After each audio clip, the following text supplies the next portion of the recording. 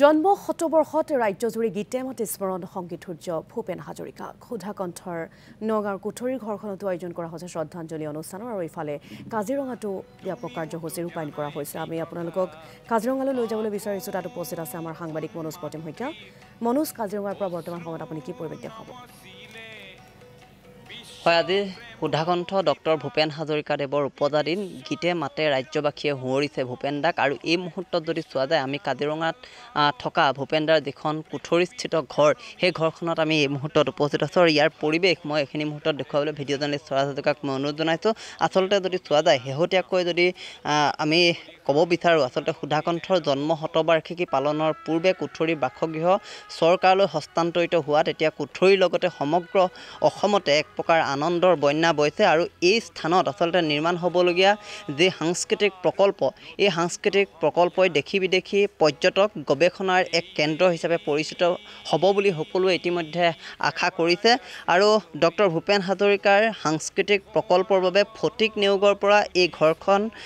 ঘৰসহ মাটিখিনি ক্ৰয় কৰিছে অসম চৰকাৰে 2,51 লাখ টকাত ইতিমধ্যে চৰকাৰলৈ হস্তান্তৰিত হয় ক্ষুধাকণ্ঠৰ এই ঘৰ আৰু মাটি আৰু যদি চোৱা যায় আমি ভিতৰ ভাগৰ পৰিৱেশ দেখুৱাইছোঁ ইতিমধ্যেও কিন্তু দেখা পোৱা গৈছে যে ভূপেন দাৰ যিসমূহ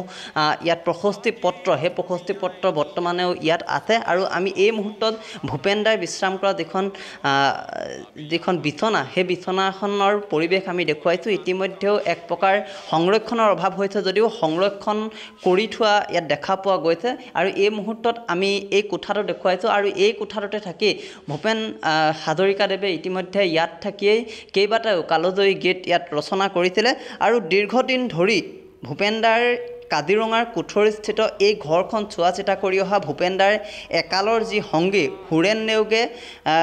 এক প্ৰকাৰ বহুখিনি সংগ্ৰাম কৰিবলগীয়া হৈছিলে বহুখিনি কষ্টৰ বিনিময়ত আজিৰ এই যিটো ভাল খবৰ এই ভাল খবৰটোৱে আচলতে সকলোকে আচলতে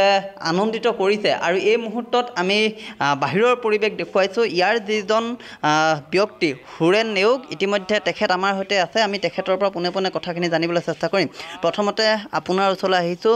যথেষ্টখিনি সংগ্ৰাম আপুনি কৰিলে যথেষ্টখিনি আপুনি কষ্ট কৰিবলগীয়া হ'ল আজিৰ এই পৰ্যায়টো আনিবলৈ কেনেধৰণে আৰম্ভ কৰিছে আমি যিহেতু আগতেও আহোঁ তেতিয়াও আপুনি যথেষ্ট আৱেগিক হৈ কথাখিনি কয় গতিকে এই বৰ্ষত যথেষ্ট ভাল এটা খবৰ আৰু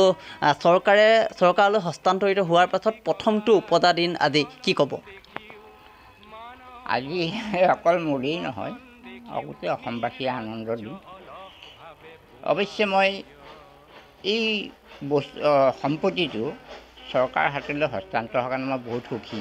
কিন্তু অকল মোৰ কাৰণতে নাই হোৱা আজি আমাৰ সাংবাদিকসকল